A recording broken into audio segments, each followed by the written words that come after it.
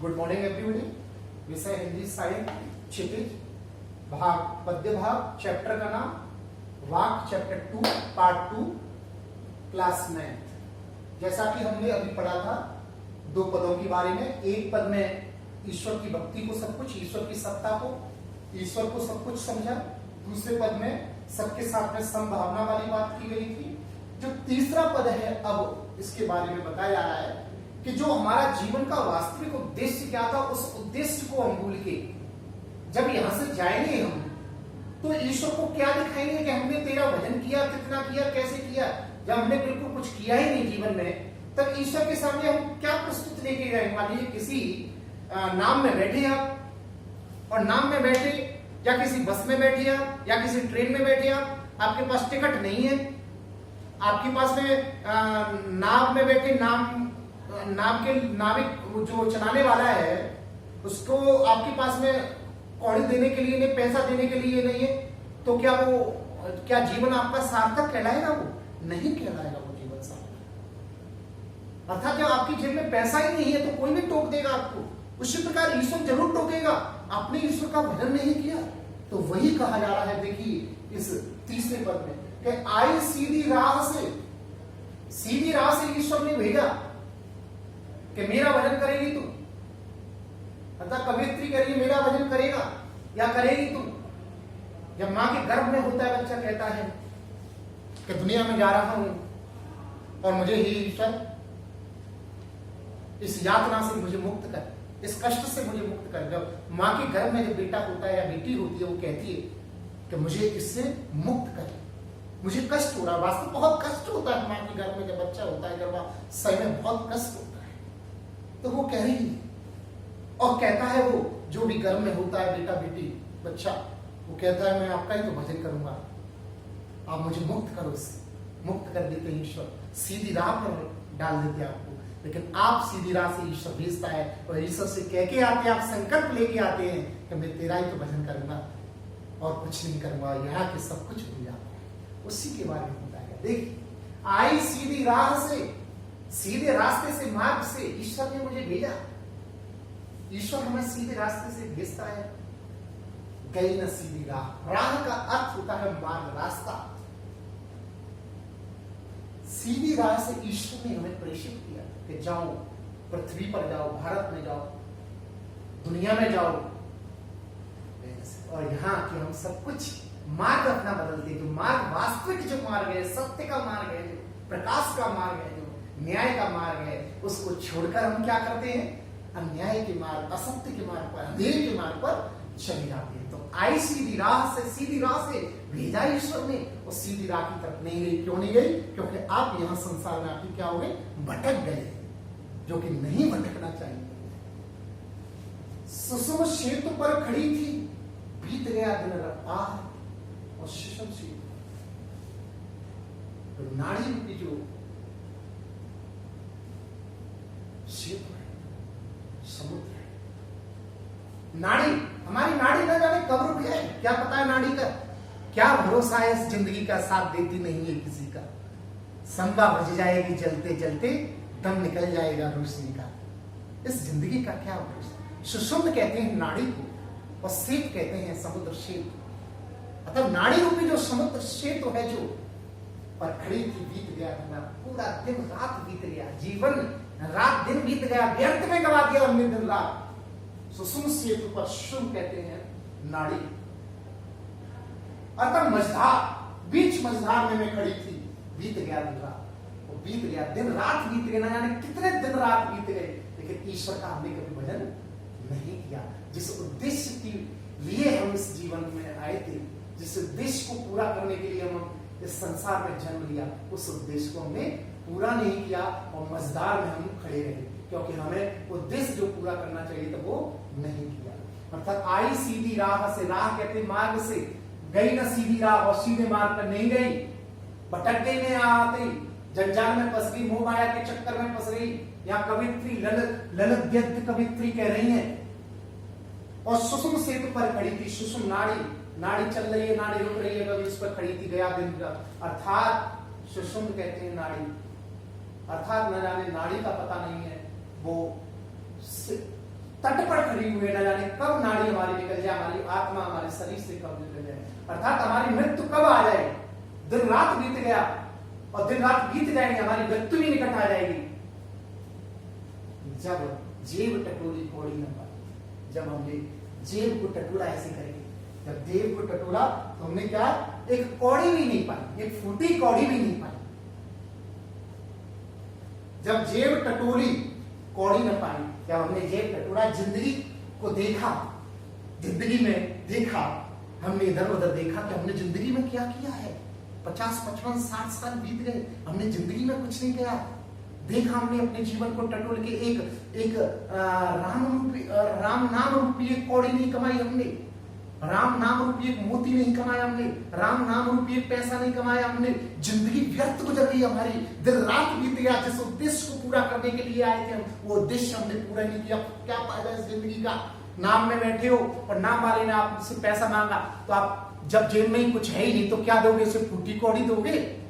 अर्थात कहने का तात्पर्य मेरा यह है कि जिंदगी में आए हो भगवान के भजन के लिए, उद्देश्य को पूरा करने के लिए आए, लेकिन उस उद्देश्य को भूल के तरह तरह के झंझटों में पड़कर और आप भगवान के पास में जाने के लिए 1 रुपया अर्थात राम नाम रूपी अर्थात भजन रूपी भक्ति रूपी एक पैसा नहीं कमाया, अपनी एक कौड़ी फूटी नहीं कमाई।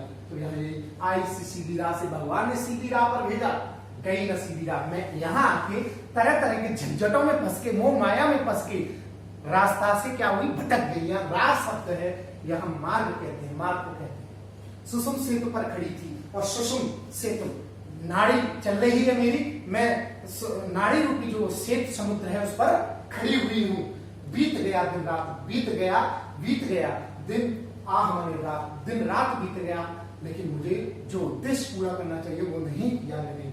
जब जेब टटोली, जब जेब मैंने थोड़ी कौड़ी न पाई, क्यों कौड़ी कब, जब कुछ कमाओगे तभी तो। भगवान रूपी जब भजन नहीं किया तो भगवान रूपी भजन जो कौड़ी है वो कैसे, कहां से कमा पाओगे। माझी को दुम क्या उतराई, और माझी जो होता है नाविक, नाव को चलाने वाला होता है।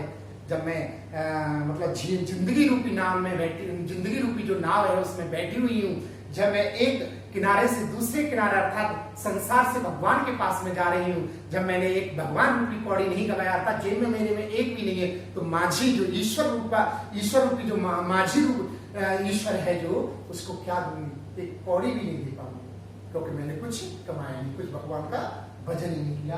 तो यहाँ इस प्रकार हम कह सकते हैं कि इसमें जो बताया गया है आपका,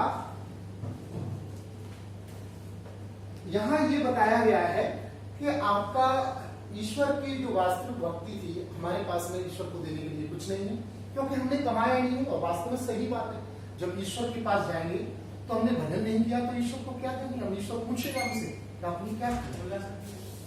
तो यहाँ ये बताया गया आपका। तो जब जेब टटोली कौड़ी न पाई, जब जेब हमने टटोल के देखी तो कौड़ी भी नहीं पाई हमने, एक राम नाम रूपी एक कौड़ी भी हम नहीं बना पाए इस जिंदगी में। भगवान को हम क्या कहेंगे, वह भगवान के पास में जब जाएंगे तो हमने भगवान का भजन किया ही नहीं। इसलिए कुछ ना कुछ भगवान जिंदगी में कुछ हमें करना चाहिए, भगवान का भजन जरूर करना चाहिए। अपना कार्य करते हुए, अपना कर्म करते हुए ईश्वर का भजन जरूर थोड़ा बहुत करना चाहिए जितना हमें टाइम मिले, क्योंकि ईश्वर के पास में जाते वक्त आप कह तो सकते हो कि हमने भगवान आपका ये भजन किया, आप बता सकते हो, एक कौड़ी दे सकते हो उन्हें, भगवान भक्ति रूपी कौड़ी।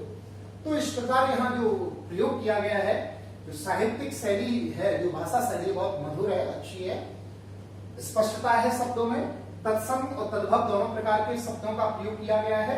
और माझी शब्द यहाँ तद्भव है, सेतु शब्द यहाँ तत्सम है। और इस प्रकार हम कह सकते हैं इन्होंने जो काव्यों में अपने प्रयोग किया है भाषा शैली, बहुत ही सरल भाषा शैली का प्रयोग किया है।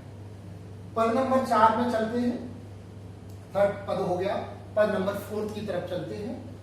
थल थल में बसता है श्री, यहाँ मतलब कहने का तात्पर्य यह बताया गया है कि जो जिस व्यक्ति ने वास्तविक जीवन के लक्ष्य को पहचान लिया, ईश्वर, वास्तविक ईश्वर को, अद्वैत ईश्वर अर्थात ईश्वर एक है, सबका मालिक एक है, ईश्वर अल्लाह एक ही है, राम रहीम एक है, अर्थात रहीम ही राम है, राम ही रहीम है, ईश्वर ही अल्लाह है, अल्लाह ही ईश्वर है। अर्थात कहने का मतलब जो इस प्रकार का भेद नहीं समझता, इस प्रकार का भेद नहीं करता जो व्यक्ति, जो सब में समभाव, सब ईश्वरी सभी ईश्वरीय शक्तियों को एक ईश्वर शक्ति समझता है, जो अद्वैतवाद को पहचान लेता है, अर्थात जो भगवान दो नहीं है इस बात को समझ लेता है, ईश्वर एक ही है, चाहे अल्लाह कहिए, चाहे ईश्वर कहिए, चाहे राम कहिए, चाहे रहीम, दोनों में जो भेद नहीं करता है, अर्थात थर थर में बसता है शिव कल्याणकारी है, इसका स्वरूप नहीं। सत्यम शिवम सुंदरम, अर्थात सत्यम शिवम सुंदरम, सत्य ही शिव है, शिव ही सुंदर है, शिव ही सत्य है, शिव ही